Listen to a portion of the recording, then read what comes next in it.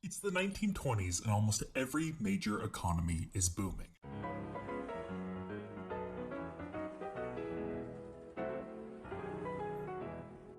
The Roaring Twenties was a decade defined by its opulence, opportunity, and hope for the future. With the end of the First World War in 1917, the global economy was supercharged and led by American industrial growth, which then boasted almost half of the world's total output. From 1920 to 1929, the US economy grew by a massive 42%, spurred on by the widespread adoption of mass production and the introduction of electricity. The UK and France rebuilt and maintained their powerful colonial empires, and even Germany was starting to see a major economic rebound by 1923. However, the economic euphoria came to a screeching halt. It was panic. 16.5 million shares of stock sold in a single day. Sold hopelessly, desperate, at any price. The market crash of 1929 and subsequent Great Depression steamrolled the global economy. U.S. industrial production plummeted by 47% and unemployment soared to 20%, decimating the growth of the prior decade. Every major economy experienced incredible contractions to their outputs, incomes, and workforces. Well, except for one.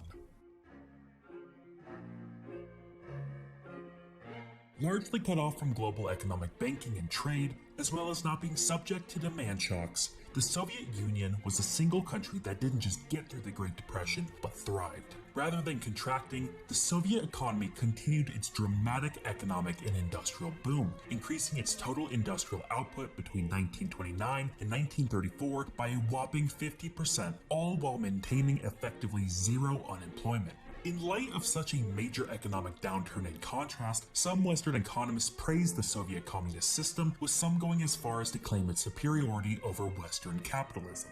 In just a span of 40 years, the Soviet Union went from being a backwards, impoverished agricultural monarchy to being the defeater of fascism, the first to launch a satellite and man into orbit, and the largest sole proprietor of weapons of mass destruction ever. The Soviet Union catapulted itself onto the world stage as just one of the two remaining superpowers, yielding the largest military and second largest economy. However, as quickly as it arose, the Soviet Union collapsed as a result of its crumbling economy.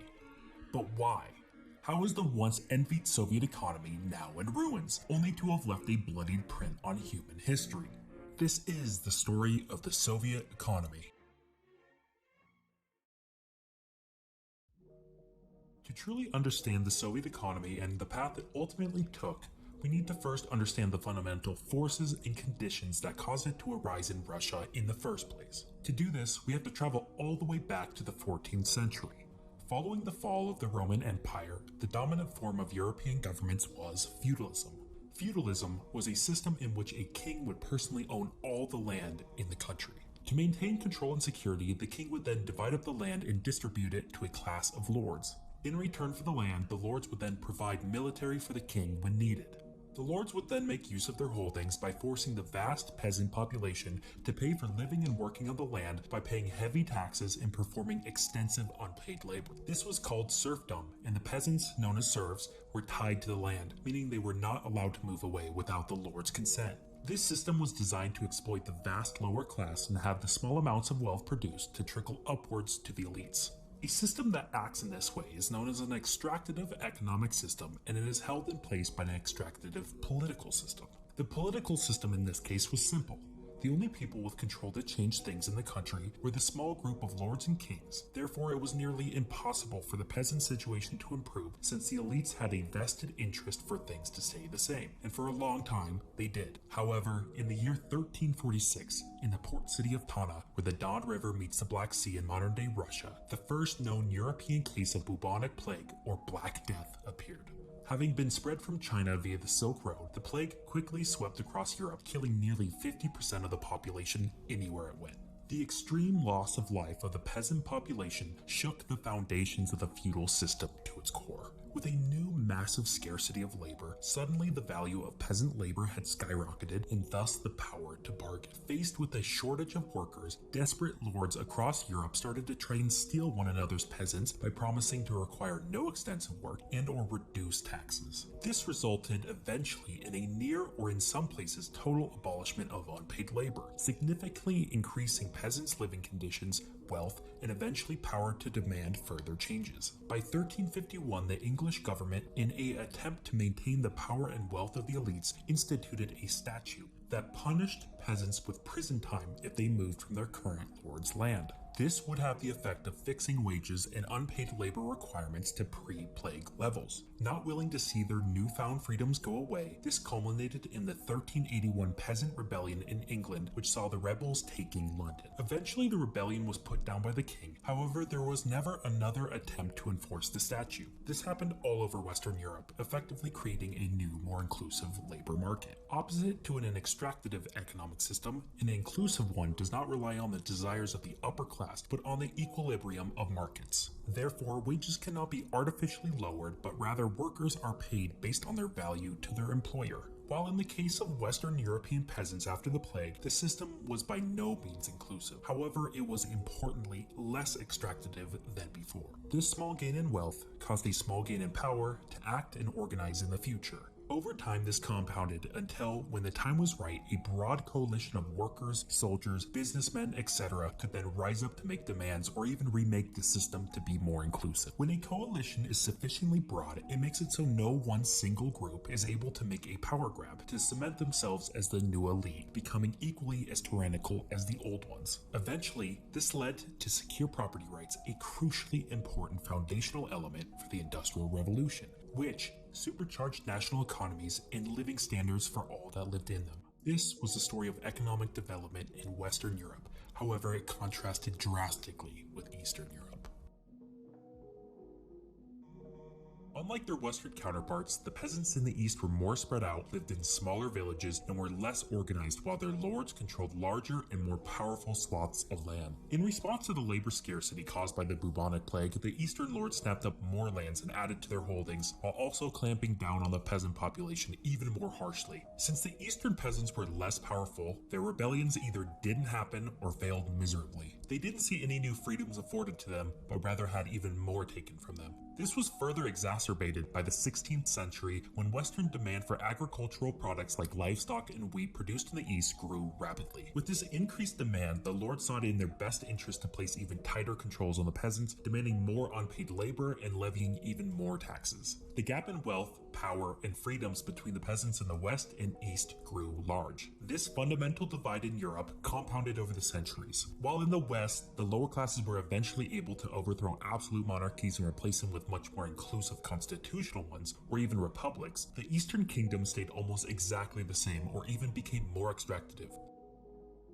First in the British Isles, then in the US, and later in Western continental Europe, the Industrial Revolution began in the mid-18th century. Spurred on by fair legal systems and property rights on intellectual property, people could now profit off of discovering new inventions and processes without fear of someone robbing them of their ideas. This caused an explosion of new patents, inventions, and systems, which dramatically increased the productivities and efficiencies of industries and economies. For the first time in history, sustained economic growth occurred and the living standards of all increased exponentially. By the turn of the 20th century, powerful industrial manufacturing bases were established in Britain, France, Germany, and the United States. However, the Industrial Revolution was faced with staunch opposition in the Eastern countries that still maintained absolute monarchies and extractive systems like that of the Russian Empire. In the year 1850, Russia comprised 1/7 of the entire Earth's landmass, stretching from Germany all the way to Canada, yet its total economy was relatively small and its citizens still poor. This was not for without good reason. Russia was still based on the feudal system of the 14th century, meaning the king, known as a Tsar, had near total control over his population, and the small nobility class exploited the poor by being in charge of the old traditional industries. The king and the elites feared the creative destruction that was brought on by industrialization. Creative destruction refers to the process of new inventions or systems that upend old industries and replace them with more efficient and productive ones, thereby taking wealth and resources away from the established elite class while also building a more powerful middle class that would be able to challenge the current system. Therefore, to keep control, the Tsar actively stopped industrialization, effectively curtailing economic growth during the 18th, 19th, and early 20th century. As a result, the Russian Empire was an extremely backwards, impoverished state which had very little in the way of freedoms for the population. Serfdom was finally abolished in the Russian Empire in 1861. However, it was replaced with a system that kept many of the same oppressions with little increase in quality of life. By this point, Russia was woefully behind the others in terms of heavy industry and military. Before 1853, the entire Russian Empire had only a single railway. This only changed when the decisive defeat of the Crimean War showed that their lack of rail was a major security threat against their much more industrialized neighbors. By 1914, the Russian society, outraged from centuries of oppression under a tyrannical monarchy, had been repeatedly revolting unsuccessfully in an attempt to gain the freedoms those in the West had enjoyed. Coupled with a czar that was particularly incompetent, Nicholas II, and an embarrassing defeat against the Japanese in 1905, the seeds of revolution had been sown and the entire system had grown unstable. Then, on August the 1st, 1914, Germany, because of obligations to defend Austria-Hungary after its invasion of Serbia, declared war on Russia. By 1917, Russia was losing badly to the Germans, its people were starving, its economy had collapsed, and its ruler, Nicholas II, had made some pretty terrible political decisions, like placing himself as the commander of the military while leaving his German wife in charge of the country. Protests erupted in Petrograd, soldiers began a mutiny, and Vladimir Lenin, the exiled head of the Communist Bolshevik Party, was smuggled into the country by the Germans, who had hoped would cause further internal conflict, which it did. Under enormous pressure, Tsar Nicholas II abdicated the throne which had been held by his family for over 300 years. The country quickly became divided between the provisional government held by the less radical revolutionaries and the much more organized and radical communist Bolsheviks. Eventually, the country broke into a bloody and grueling 3-year-long civil war. By the end, Russia was in ruins and the communists, under the command of Lenin, had taken and cemented control of the country, formally creating the Soviet Union shortly after. The ideology of the communists were based on the ideas of the German philosopher Karl Marx. He believed a constant battle between capitalism and workers would ultimately result in a revolution, for which the working class would seize the means of production and build a classless society where private property would be abolished and everyone would work for the common good. The Russian Revolution, which was originally based on these ideas, was to replace the old extractive Tsarist government with a more equal socialist one. However, the party that took control, the Bolsheviks, were not a broad coalition of the working and lower class like the Western revolutions, but rather a small group of highly radicalized and organized Marxists. Therefore, there was no built-in mechanism to stop them from becoming tyrannical themselves like there had been in the West. The first thing the Bolsheviks did was make themselves into a new class of political elites, much the same as the ones they had destroyed in the revolution. They disallowed anyone who disagreed with them from joining the party and sought to institute their socialist utopia through force. In 1918, during the Civil War, the first real display of the communist economy was put into place called War Communism. All industries were nationalized and all economic processes were to be controlled by the state. Because of the desperate state of the economy, the Bolshevik Red Army was unable to get the weapons and food needed to win the war. Food and grain was seized from the rural peasants and all industry was allocated toward military manufacturing. By 1921, the new economic policy was instituted because war communism had dramatically reduced agricultural output and peasant public opinion. The NEP from 1921 to 1928 made agriculture and small businesses private again to stabilize food supply. The economy began to recover, but mostly as a result of rebuilding after complete collapse. In 1924, Lenin died of a stroke, and shortly after, Stalin took control as head of the Communist Party. In 1928, the first of the 5-year plans was set into motion, which nationalized all production once again. By this point, the entire Soviet economy was entirely commanded from above, meaning that every input and every output, from every factory, every farm, every enterprise, every store, every price, all aspects of the Soviet economy was dictated by the government. Stalin and the innermost party officials in the Politburo would decide the general direction of the economy. Then, through a series of government agencies, an extremely intricate and detailed plan would be laid out. After a series of minor negotiations with managers of the individual farms and factories, the 5-year plan was put into law. The first major initiative of Stalin was to radically grow the heavy industry, which included steel and military manufacturing, in a desperate attempt to catch up economically to the other European powers. Stalin deeply feared that another war would come, and that being so behind in industrial development, the Soviet Union wouldn't be able to stand a chance. In a amazingly accurate and chilling speech given by Stalin at the First Workers' Conference in 1931, he stated, "We are 50 or 100 years behind the advanced countries. We must make up this gap in 10 years. Either we do this or they will crush us." It would be exactly 10 years later when the Germans launched the largest land invasion in history into the Soviet Union. The way in which this plan of rapid industrialization was to be carried out was to dramatically tax agriculture and ship massive amounts of food, labor, and supplies to the factories in the cities. In 1928, roughly 85% of the entire Soviet population was rural peasants whose backward, traditional way of doing things caused farming output to be very unproductive. Taxation of these small, scattered village communes was also notoriously inefficient. Stalin's way to deal with these problems was to force all the peasant farmers onto state-run or communal farms, which lumped hundreds or thousands together to work for the state. This process was known as collectivization, and it would directly lead to the deaths of approximately 12 million people. Almost all the food produced was shipped to the cities to aid in the main goal of industrializing the heavy industries. Taxation and the redistribution of food became easier. However, the inefficiencies were further exacerbated by the lack of incentives, since farmers' output had no bearing on how much they were paid. The agricultural sector continued to be a serious thorn in the Soviet economy for the rest of its history, and it highlights the first major problem with the Soviet economic system, that of incentives.